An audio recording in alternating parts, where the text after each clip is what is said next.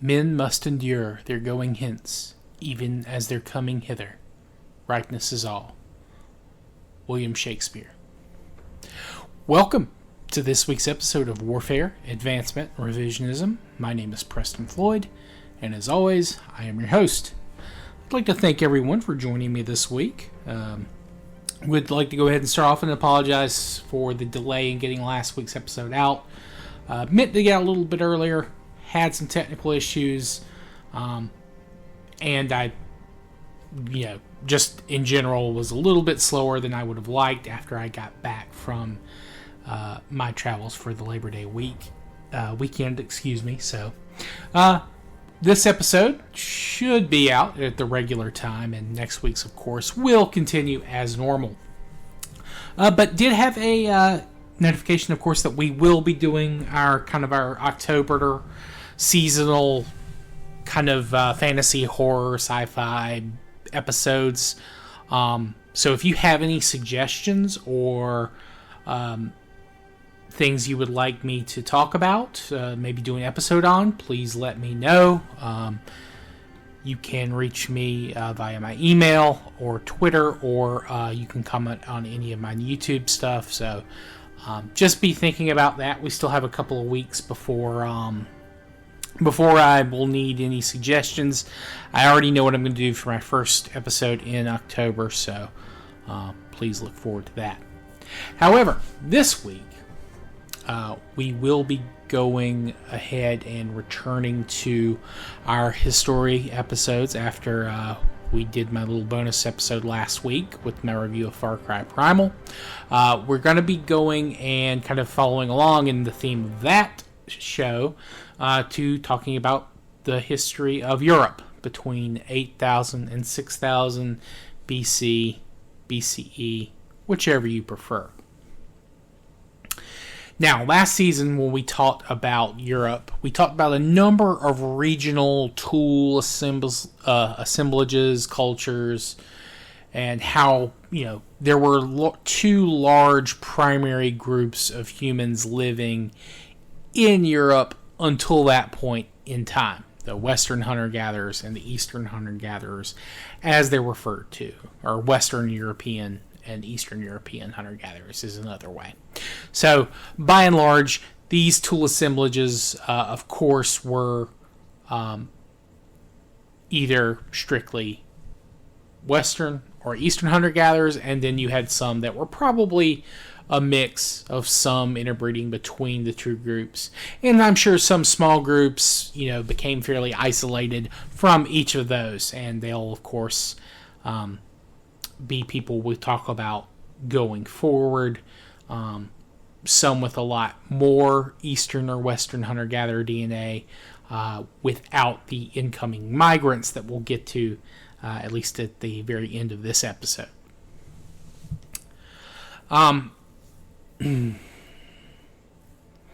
Though most of the isolated groups are going to stay in the West for this period. There will also be some in the extreme north, but that's kind of later, and that might be kind of a separate group that we'll need to talk about. But all of that in good time. But we did mention about how different the environment in Europe was due to the Younger Dryas. And all of this needs to be kept in mind while I do my best to explain things some things you might actually want to go back and listen to that prior episode or episodes on Europe, but I'll do my best to kind of go back and talk about some stuff I've already referred to in that earlier episode, because it's all still playing a very important role in the lives of the humans living in Europe at this time. Now we're going to begin with the peoples in the eastern bit of the continent. Both north and south. In the north, this means what are the modern countries of Russia, Ukraine, Belarus, Baltics, of course parts of Poland. And for the south, that means, Balkans, Greece, Romania, Moldova, those kind of areas. Black Sea coast, really. Now, Greece and the Balkans were being occupied by hunter-gatherer groups that were using tools that are usually linked to what is known as the Epigravettian culture. This is a designation used to describe sites that are all over Italy, the coast of the Adriatic, the Balkans, Greece, and again, parts of the Black Sea coast. I don't know why I can't say that word today. Epigravettian is a debated term as well, but generally it is used to describe peoples who were continuing to make tools and artifacts that have a high degree of similarity with the Gravettian tool culture, while other European groups were beginning to develop a different style in tool designs. And if you haven't gone back to listen to my prior episode, the Gravettian kind of encompassed all of Europe at one point. Whereas in the West and kind of like Central Europe, you see some other tool cultures emerge. Excuse me, I don't know why I can't speak today. The Epigravettian in Italy and the places I mentioned kind of continue as is. And I'm willing to bet, and I think it's one of the major popular theories, is that these groups were probably driven by environmental factors caused by the Younger Dryas. And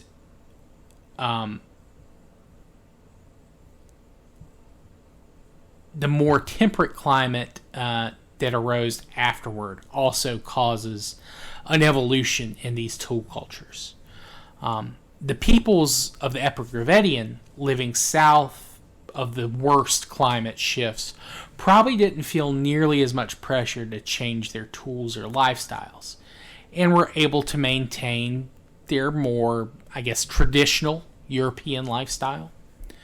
Now, of course, that's not to say that they're not changing anything. They're constantly refining the process they use for creating all their tools, and their clothing and artifacts, etc. And of course, their art and design choices for said items are changing as well, but they're not being forced to make these changes, at least not as rapidly as the other parts of Europe that have, weathered this brutal, almost ice age conditions of the Younger Dryas, and of course the changes that are happening in Europe after that period ends. However, after the Younger Dryas ends and it slowly starts to become easier for travel through Europe, we do see the Epigravettian tool numbers begin to disappear or drop, and old sites become abandoned, or they become smaller or much less used. Why this is happening is hard to say, though I think it should point out that this happens later in some areas than others. But by and large, the Epigravettian is dying out, or even dead, right at the start of this season. They're replaced in Greece and the Balkans by a number of smaller regional cultures. And these cultures, they carry a lot of similarities in terms of their tools. However, you can see that they're beginning to rely on different resources to survive in terms of food sources. They are possibly beginning their own kind of animal domestication.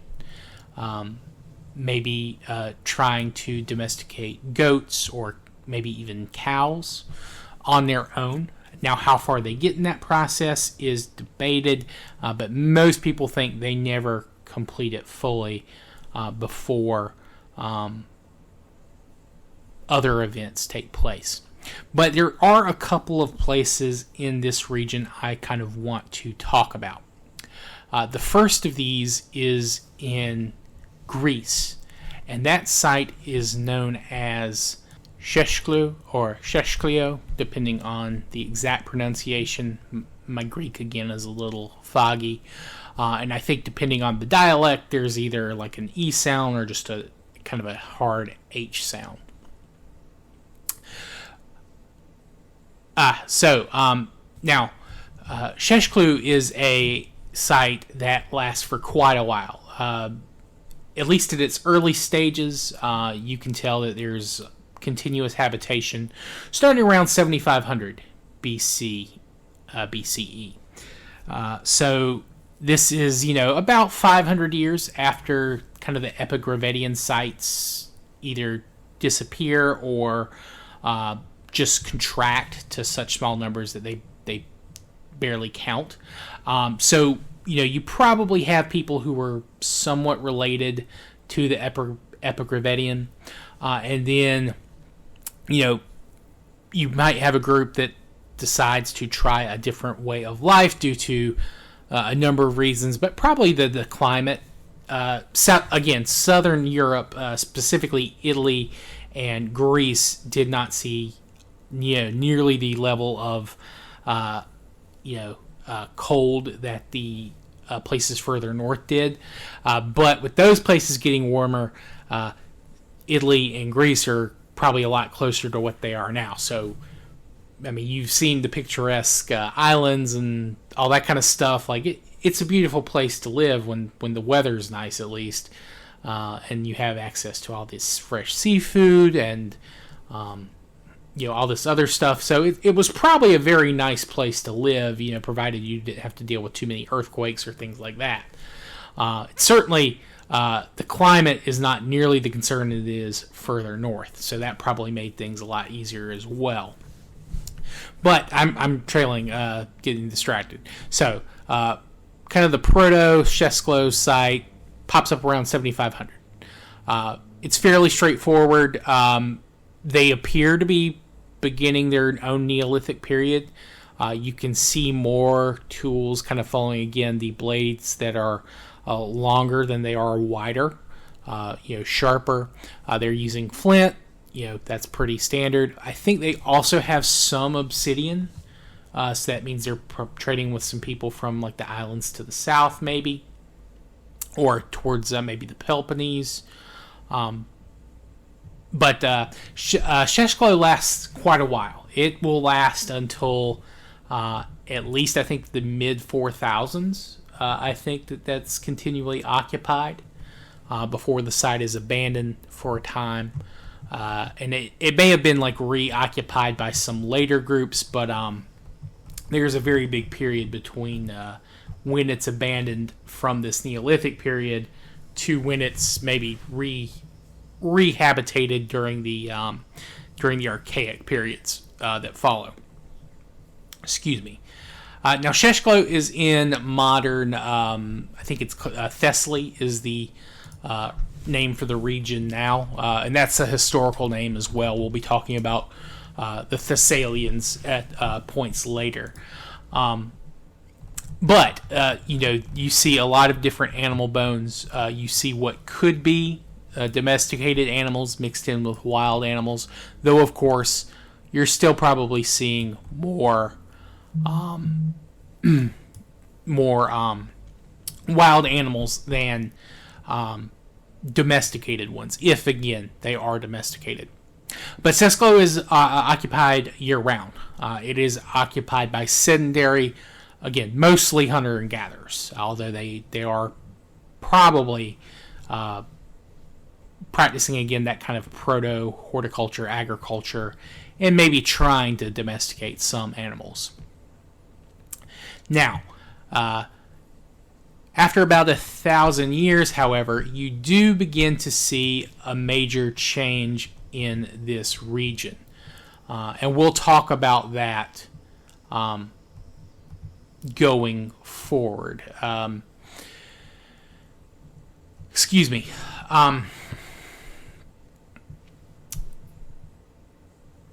But before I get to that, though, there are some other smaller Neolithic sites in mainland Greece, although they're not nearly as big as Sheshklo. I think Sheshklo, I think they have over a couple hundred people living there at any given time, at least at this early stage. There are some others that begin to pop up around 6,900, 6,800 to about 6,500. You see a number of smaller sites pop up, and these are places with people between 50 to 100. So not huge locations. Now that's mainland Greece. In the islands, there are a number of places that are beginning to be inhabited as well. The Cyclades, which are like the islands kind of in the middle between Greece and the Anatolian Peninsula. And then, of course, to the south, you have Crete, which is a very important site in Greek history, Greek mythology, all that kind of stuff. And again, people have been visiting Crete, if not living there, permanently for quite a while. Though, again, there's no evidence for permanent habitation till right around 7,000 BC. So there is kind of a debate on, what's the oldest site in Greece to have agriculture and domestication? Some say it's Sheshklo, some say it's Knossos. Again, you don't really have the hard evidence for Sheshklo until around 6,000 BC, give or take. Whereas at Knossos, you maybe have it as early as 7,000. Again, this is all debated. And it is also debated if this is all stuff developed on site or if it's stuff that's imported. Starting around 6,900, give or take 100 years, one way or the other, you begin to see evidence of migrations from the east, from Anatolia. This could be people living or leaving from sites like Catalhoyuk or possibly Göbekli Tepe, and that they're expanding away from those sites because of maybe dropping rain levels. They're not getting the kind of precipitation they need to grow their crops. So they might be sending waves out in terms, or to try to find land that's better to grow, to receive, water from the sky, rain, all that kind of stuff, and may have better access to wild sources of food. They might be trying to say, okay, well, we're growing enough, we're growing a decent amount of food, but we need more. So let's send people to where, it rains about the same, but they have access to fish or more types of wild animals.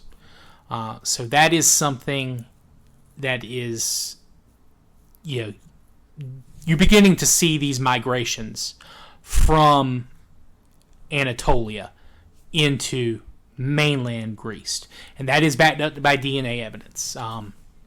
There's a spread of this DNA from the Anatolian farmers, or early Anatolian farmers, as they're sometimes referred to, and this will begin to spread throughout most of Europe. These people form the first, I guess technically the second major wave of Homo sapiens into Europe. Again, you have the early hunter-gatherers into Europe, that first wave that successfully moved in and outcompeted the Neanderthals and basically lived there pretty much undisturbed till after the Younger Dryas by other Homo sapiens.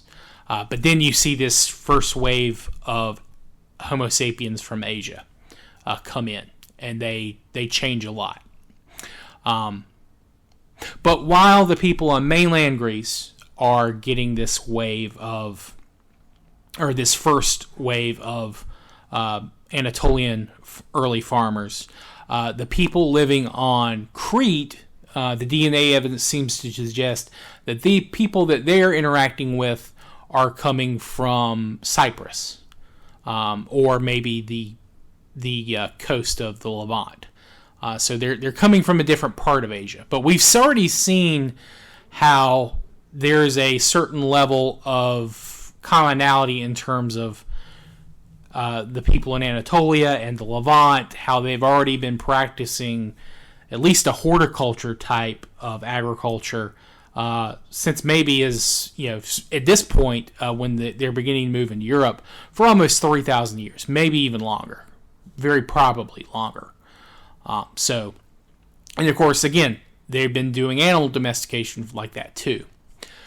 So it's hard to say if these European peoples that we're focusing on between 8,000 to about 7,000, were they doing this new form of life because it was something they needed to do, or if it was something they had been inspired to do through environmental changes, the environmental changes that affected the animals. So, like, the environment may not have changed too drastically, but some of the wildlife that may be moving into or out of the region may have been more affected because of the changes to the north.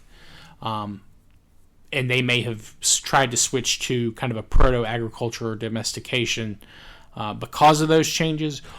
Or were they interacting with peoples in Anatolia and the Levant, and we just don't have a record of that, and they're trying their own hand at it, but then you have these people about, maybe you've studied some, and maybe they just didn't get it, maybe they didn't complete their own process before these people came in with this ready-made crops or animals to adapt to this lifestyle. Now, that is not to say that they're wiped out. Again, we know that there is dissent between both of these groups into the modern day. There are probably more early agricultural strands of DNA because there were probably more of them. When you commit to the sedentary lifestyle, which we'll talk about going forward when I talk about my urbanization episode, when you become sedentary and when you have steady sources of food, your population tends to double quicker. And we'll talk about that again when we talk about urbanization in that special episode. But yeah, so in southern Greece in Greece and in the Balkans, you do see there are still holdouts of hunter-gatherer groups, but they are sedentary, and they're sedentary right from the end of the Younger Dryas. They don't migrate the same way that they had done previously. They're staying where they are. The land can support them, either just through an abundance of crops and animal life and marine life, or maybe they're moving through river valleys pretty easily. There might be a lot of things that they can do to kind of supplement their food sources without having to move too regularly, which is not the case, as we'll see, for places further north or west, and we'll talk about that shortly. But again, starting around 6900 BC, BCE, you see ever-increasing evidence of agricultural lifestyles beginning to move into the region. More agricultural people, in terms of their DNA showing up more often in finds and digs. So they're really moving in. They're really causing a massive shift in the population in this region. And that will continue going forward, although it won't really spread outside of the Balkans until our next episode, our next season in this region. But that does take me to the Iron Gates Mesolithic. The Iron Gates Mesolithic culture. Now, I mentioned these people last season. They had switched to a sedentary lifestyle far earlier than everyone else, at least in terms of hunter-gatherers in Europe. And they made their home in the Danube Valley, And they had a few type sites, most notably Lipinski Vir is the most famous one. It's the largest one. And they would mostly stay in these small scattering of sites. And there is evidence that they're trading very highly with these cultures that begin to move in starting around again, the 6,900, 7,000 BC, 6,800, somewhere in that range. They're beginning to trade with these peoples in the Aegean Sea region. We do find some tools. But these people never practice agriculture. We have no evidence of them, having fields or anything like that. And the amount of food that they have, that we have records of, it doesn't match up with any kind of, comparatively to wild or animal bone, or wild plants or animal bones. They are almost all their food sources that we can find evidence of is wild hunter-gatherer sources and fishing. Of course, fishing was a big part of it too. In fact, they seem to have some type of ritual stone artifacts depicting like fish men or fish deities, maybe. So that they kind of had their own sort of religion almost, or at least their own kind of devotional depictions. They don't, as far as I know, have any depiction of like a female goddess, perhaps that ancient mother goddess that is worshipped maybe universally. They seem to worship something else. And that could have been a reason why they stay independent and separate for so long. But this culture sadly does begin to disappear right around 6,000 BCE.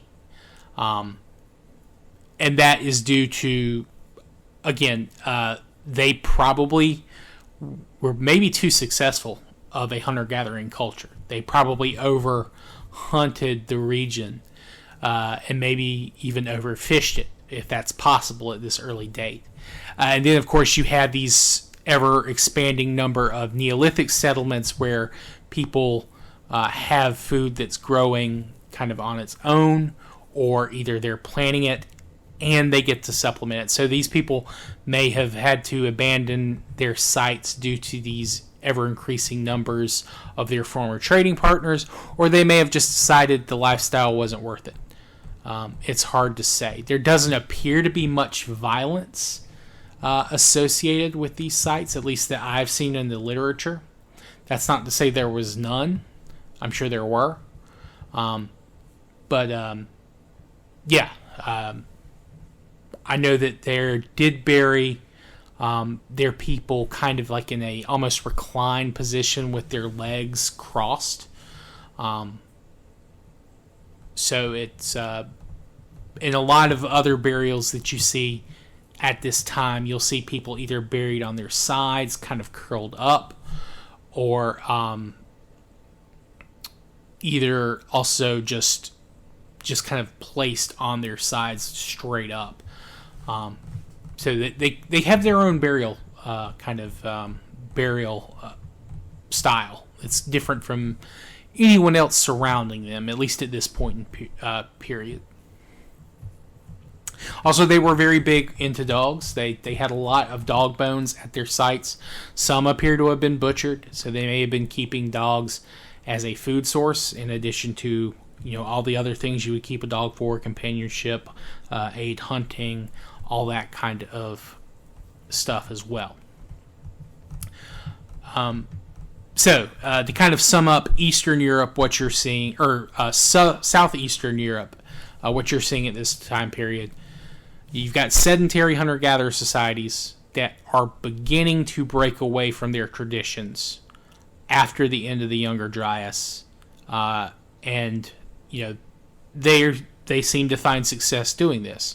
They're small in number, but there's a large number of these sites. However, as this is happening, they're beginning to see ever-increasing influence from the east, from these Anatolian farmers. Now, how violent this influence is, it's hard to say. It did not necessarily have to be super violent. These people may have been relying on different lands, different types of lands to survive. And there was probably a good level of trade.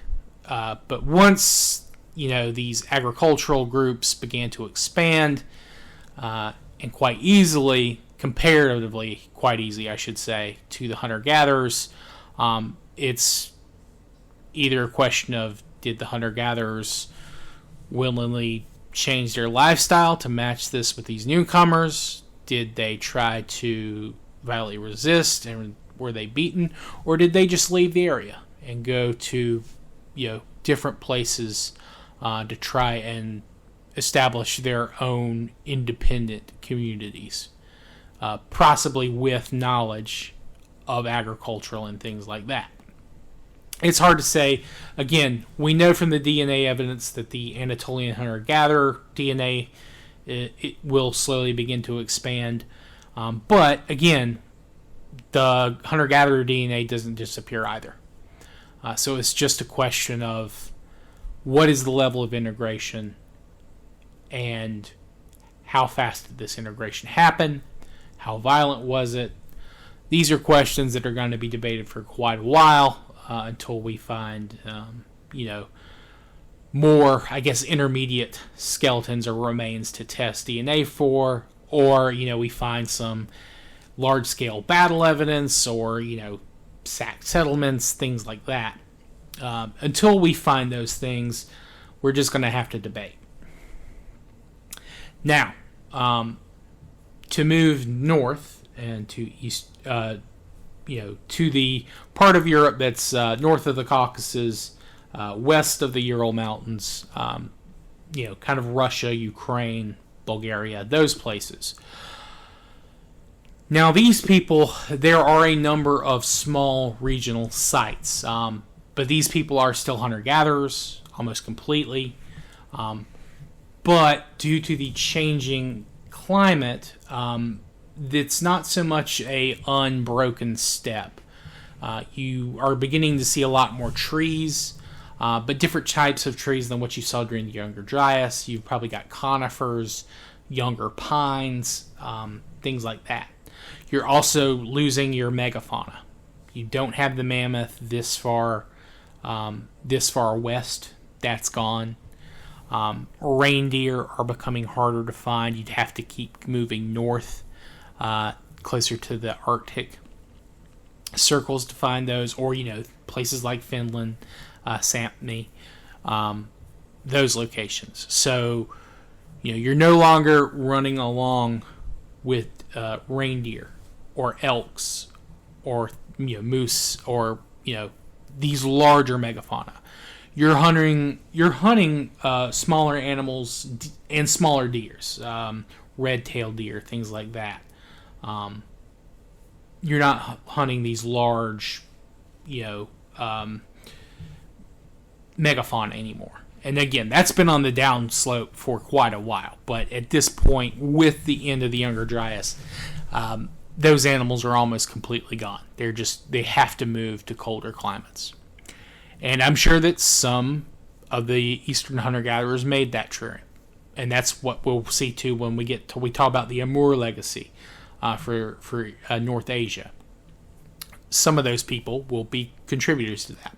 However, for the people who are remaining behind,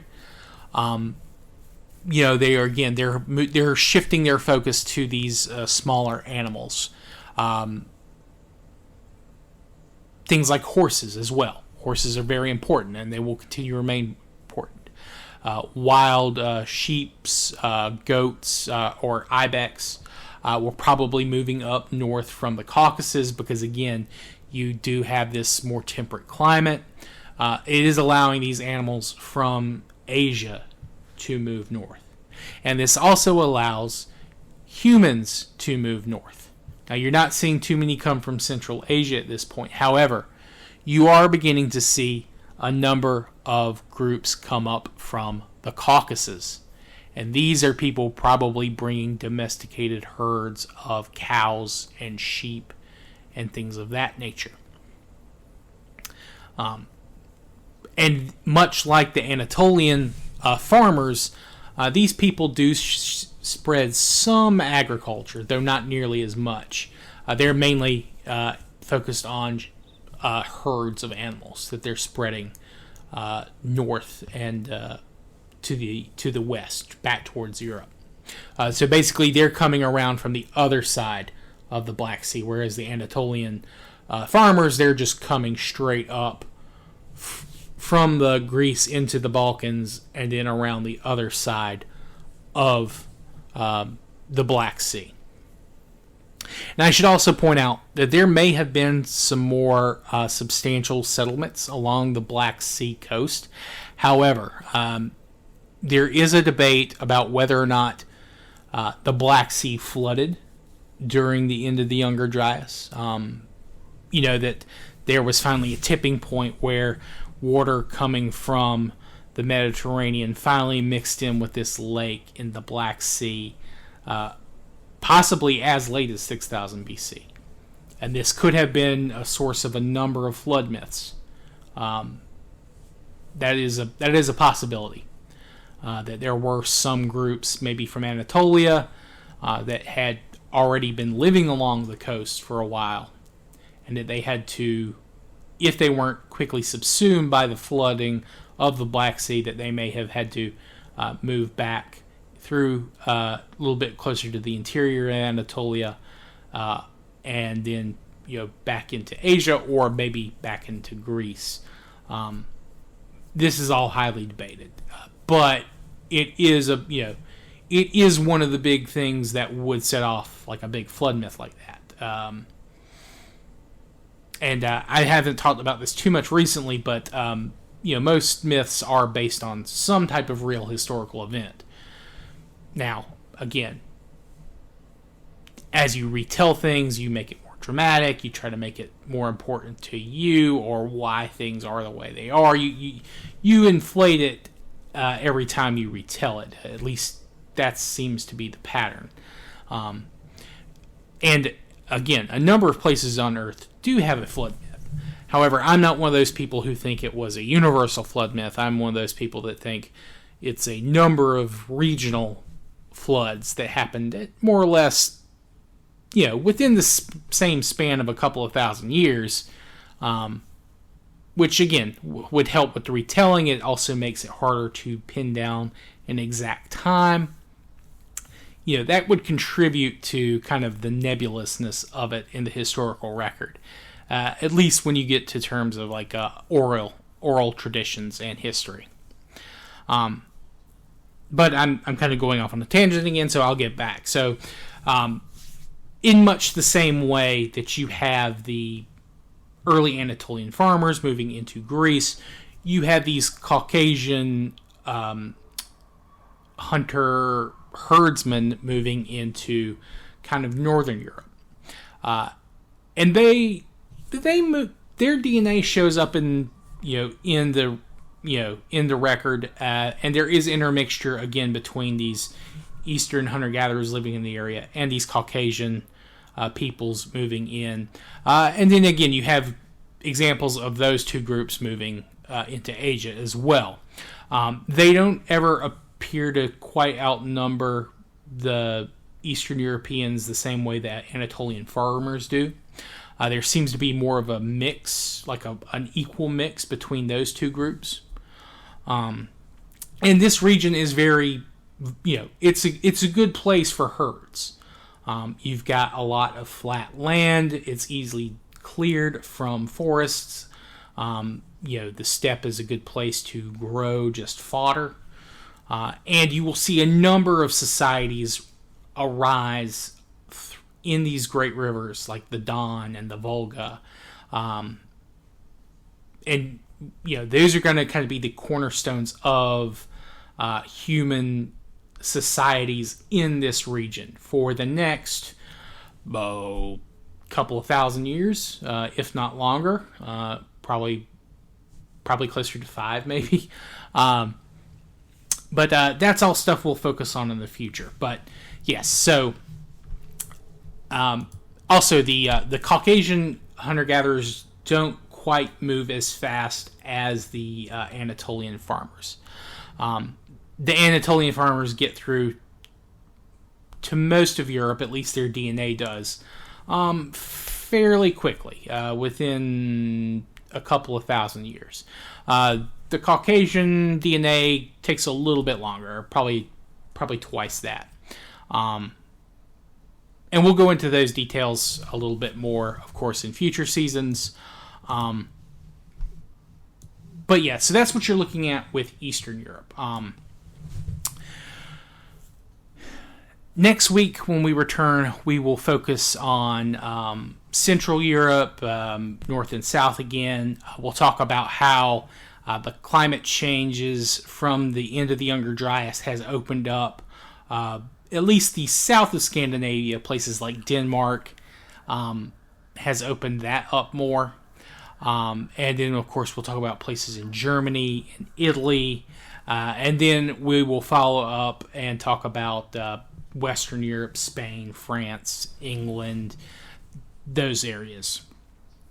And then after that, we should go ahead and hopefully we'll have time to finish up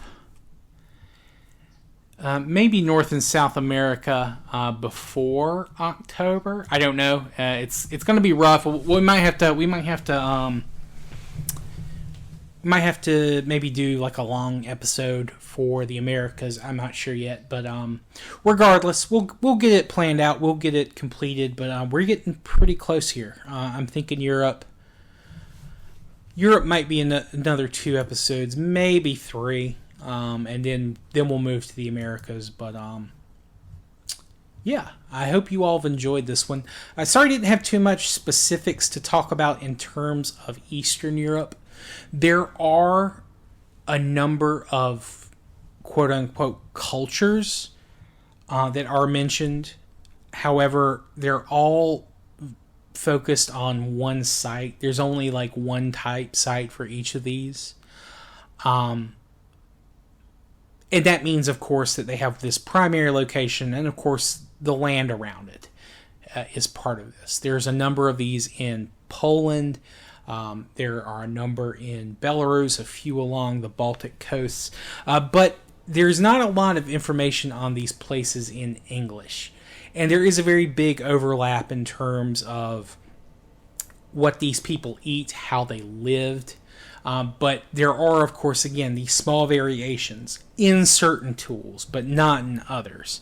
Certain places might share a very similar type of hand axe, but then have a completely different type of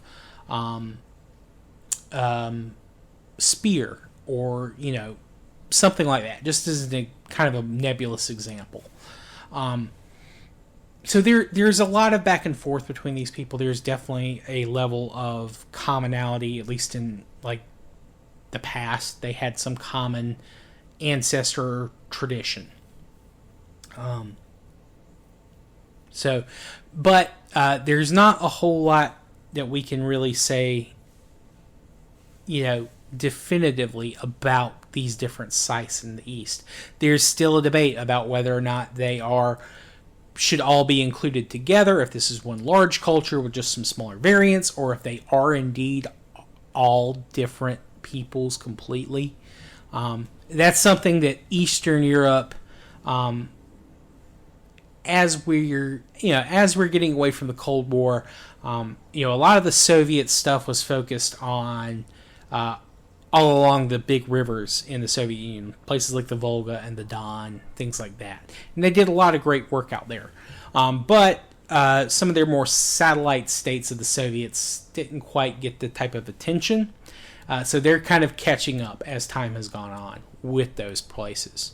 Of course, with current world events being what they are, not always easy to study in that region, without having to worry about other things getting in the way. So I'm sure that there will be more information coming out from this time period, but it was not an easy place to live. I know the Younger Dryas has ended, but again, while you have a more temperate climate, a lot of the animals that you had been relying on for, a couple of thousand years prior to that are disappearing. So you're having to change up your tactics to hunt different types of animals.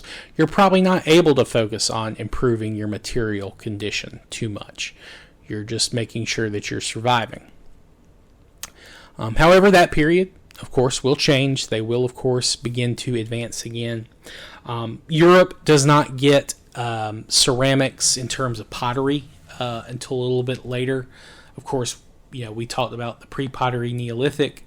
Europe is in the aceramic period a little bit later than the Middle East. That is some technology that will come along a little bit later. Of course, they do have, or at least places in Europe do have, those Venus figures that are ceramic. But these are very small comparatively, and they are never used kind of as a practical purpose, at least no discernible practical purpose. That's something that comes along later, and that is something that does appear to be transmitted directly from the Middle East or Asia. But yeah, so Eastern Europe, I know I'll try to get some more sites. There are a lot more sites later in Eastern Europe, or Northeastern Europe especially. So I do hope you look forward to next season. And there are more places, of course, in the West that we can talk about next time. So please listen and enjoy. Whichever platform you're listening to me on, please like, subscribe, all that good stuff. If you have any questions or feedback, please let me know. You can reach me at waradrevpod@gmail.com. You can direct message me on Twitter or X or whatever it is. And then, of course, you can comment on any of my YouTube videos. I'd be glad to answer any questions there. And yeah, if there's like a kind of a mythology or history type of book that you want me to maybe cover for October, or fantasy, I should say, fantasy sci-fi thing, please give me a suggestion. I've only got one firm source right now, and I think October this year we've got I believe we have 5 Mondays that month, so I do need some ideas, so please don't hesitate to suggest one. And even if I don't do one this year, I might do one next or the year after, so please let me know. But thank you for joining me. I hope you have a good day and a good rest of your week. Thank you all. Goodbye.